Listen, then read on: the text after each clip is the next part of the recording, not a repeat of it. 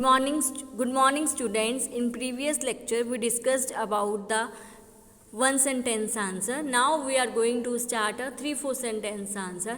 Our first question is, what do you mean by sources of light? State its type.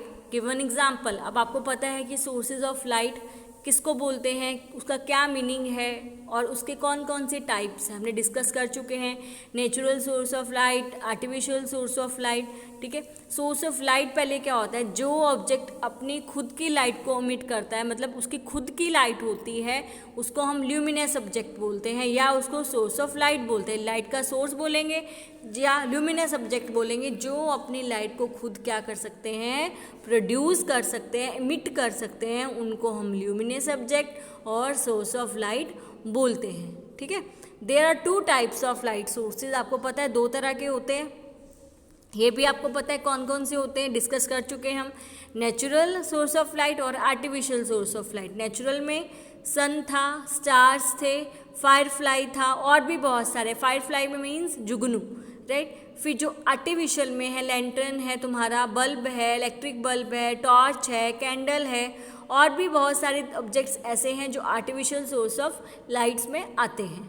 Okay, ये था कि हमारे sources कौन कौन से हैं और उसके एग्जाम्पल्स बताने थे कि 2 तरह के जो सोर्स हैं उसके एग्जाम्पल भी बताने कि कौन कौन से उसके सोर्सेज हैं. क्लियर, ये मेरा फर्स्ट क्वेश्चन क्या है यहाँ पे क्लियर हो गया है. Now our second question is, how is shadow form, कि एक शेडो है वो कैसे बनती है, right. Light always travel in a straight line. आपको पता है कि जो लाइट है वो ट्रेवल करती है. आपको मैंने बताया था कि मेरे पास एक स्टिक है या मेरे पास एक पाइप है, उसको मैं सीधा करके देखूं, बिल्कुल सीधा देखूं और सामने मेरे पास एक कैंडल है. यदि मैं बिल्कुल सीधे से देखती हूं तो वो बिल्कुल सीधा मेरे को उस पर लाइट दिखेगी. यदि मैं वो जो मेरे पास पाइप है उसको मैं मोल्ड कर देती हूँ, मोड़ देती हूँ, तो मैं उस लाइट को देख पाऊँगी? नहीं देख पाऊँगी. तो इससे क्या हुआ कि इससे मेरे को पता चला कि लाइट हमेशा सीधा ट्रैवल करती है, एक स्ट्रेट लाइन में ट्रैवल करती है. क्लियर, तो वो कह रहा है कि light always travel in a straight line if an opaque objects come in the path of the light rays. वो कह रहा है कि यदि ओपेक ऑब्जेक्ट है कोई, आपको पता है कि ओपेक जो ऑब्जेक्ट कौन कौन से होते हैं जो अपने में से लाइट को पास आउट नहीं होने देते. If an opaque object come in a path of A light rays they can not pass through the object. वो कह रहा है कि यदि ओपेक ऑब्जेक्ट उसके रास्ते में आता है तो वो उसमें से अपने में से लाइट को क्या करता है, पास आउट नहीं होने देता. इसके कारण उसके पीछे क्या बन जाती है, शेडो बन जाती है. जब ये एक ओपेक ऑब्जेक्ट है, जैसे मेरी बुक है, ठीक है, मैं उस पर लाइट डाल रही हूँ तो अपने में से लाइट को पास आउट नहीं होने देगा और उसके पीछे कोई सरफेस है उसकी उस पर उसकी क्या बन जाएगी, शेडो बन जाती है. क्लियर, तो ये क्या हो गया, मेरी शेडो कैसे फॉर्म्ड होती है वो हमने इसमें बताया. इसी वजह से the shadow is formed due to the obstruction of the light. जब लाइट पड़ती है इसके कारण ही मेरी क्या बन जाती है, शेडो बन जाती है. Clear, light always travel in a straight line. If an opaque object come in the path of the light rays, they cannot pass through the object, hence a shadow is formed behind the object. Object के पीछे shadow बन रही है क्योंकि shadow अपने में से, क्योंकि ओपेक ऑब्जेक्ट क्या कर रहा है, अपने में से लाइट को पास आउट नहीं होने दे रहा है. Thus shadow is formed due to the obstruction of the light. Light के कारण ही, लाइट के ऑब्स्ट्रक्शन के कारण ही शेडो फॉर्म्ड होती है. Clear? Now, our third question is, in a completely dark room, if you hold up a mirror in front of you, will you see a reflection of yourself in the mirror? यदि वो कह रहा है कि एक dark room में आप एक होल्ड करके खड़े हो मिरर को, ठीक है, तो उसके सामने आप खड़े हो उसके सामने, तो आप अपनी रिफ्लेक्शन उस मिरर में देख पाओगे. ठीक है, यदि मैंने रूम क्या है, बिल्कुल डार्क है और अपने हाथ में मिरर पकड़ा हुआ है और सामने मैं अपने आप को देखना चाहती हूँ तो मैं देख पाऊँगी अपनी रिफ्लेक्शन को? नहीं देख पाऊँगी. ठीक है, क्यों नहीं देख पाऊँगी वो देखेंगे हम. No, we can not see reflection of our self in the mirror. मैं अपनी रिफ्लेक्शन मिरर में नहीं देख पाऊँगी, डार्क रूम है तो. In a completely dark room no light is incident on our body. कोई भी लाइट मेरे ऊपर नहीं पड़ेगी.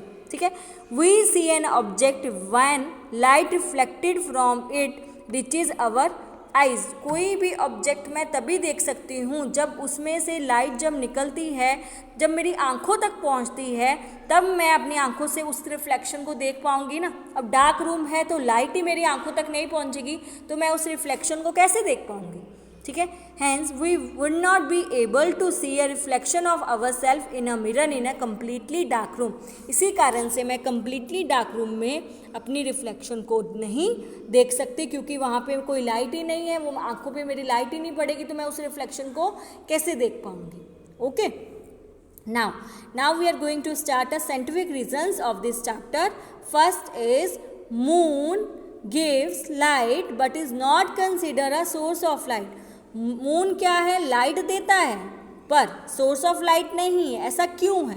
आपको पता है कि उसकी वो खुद की लाइट नहीं होती, वो रिफ्लेक्शन कौन देता है, सन की रिफ्लेक्शन के कारण ही मून शाइन करता है, अदरवाइज तो मून में कोई लाइट होती ही नहीं है।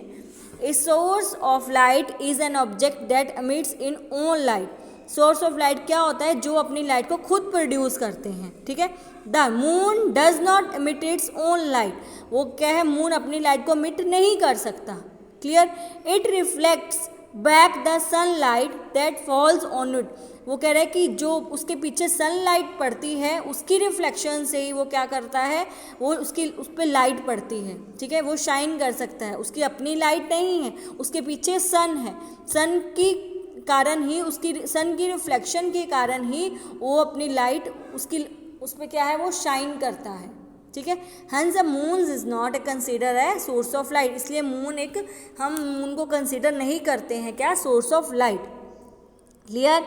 A source of light is an object that emits its own light, जो अपनी लाइट को खुद एमिट करते हैं। The moon does not emit its own light. क्यों एमिट नहीं कर सकता, it reflects back the sunlight that fall on it. वो जो उसके पीछे सनलाइट पड़ रही है उसके कारण ही वो रिफ्लेक्ट करता है, उसमें शाइन होती है, क्योंकि उसके पीछे क्या है, सन है, ठीक है। Hence the moon is not a consider a source of light. इसलिए मून को हम कंसिडर नहीं करते हैं सोर्स ऑफ लाइट, क्लियर। फिर नेक्स्ट है, we can not see an object kept in a dark room. वो कह रहा है कि हम ऑब्जेक्ट को क्यों नहीं देख सकते जो डार्क रूम में पड़ा है। An object is visible when the light falling on the object, ठीक है। जो कह रहा है कि यदि ऑब्जेक्ट तभी दिखेगा जब उस पर लाइट पड़ेगी। And reflects back and enters our eyes. वो बैक होगी रिफ्लेक्शन, और मेरे आंखों में जब वो पड़ेगी तभी मैं वो लाइट, तभी वो मैं ऑब्जेक्ट को देख पाऊंगी ना। पर डार्क रूम में कोई लाइट ही नहीं है, तो वो रिफ्लेक्शन मेरे आंखों में दोबारा पड़ेगी ही नहीं, तो मैं कैसे वो ऑब्जेक्ट को देख पाऊंगी, क्लियर।